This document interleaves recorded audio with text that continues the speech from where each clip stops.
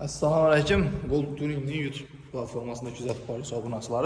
Kanalımızda yangi bo'lsangiz podpiska tashakkurlar. Sababi men bilasizlar YouTube'da baholarni aytib o'taman. Xorazm Shovot rayonida, xudo xolasa, qilinib turgan ishlarni ko'rsataman.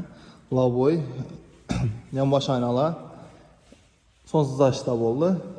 Kelingi lavoyi tonirovka bo'ldi. Uning bahosi, ikki tonirovkaning bahosi 500 ming so'm, 50 lavoy bilan yonbosh aynalarniki 550 ming so'm bo'ldi. Keyin salon laminatsiya xizmatlarini qilib qo'yganmiz. Salon laminatsiya xizmatimiz 450 ming so'm bo'ldi. Lininomuz 500 ming so'm, o'lchi qo'limiz 80 ming so'm, o'rta barimiz 140 ming so'm. Xo'p, yana nov polni shumayzaratsiya etdik. Bir soloy 1 million 100 ming so'm bo'ldi. Keyin yana bir ikki medachuda ishlari bor. Ularni hozir bahosini aytib o'tish xarajatlaman. Lavoyni ikki aynani tonirovka ishlab berganmiz. Bahosi 150 ming so'm bo'ldi. Spektrum yo'nalishlardan bo'ladi.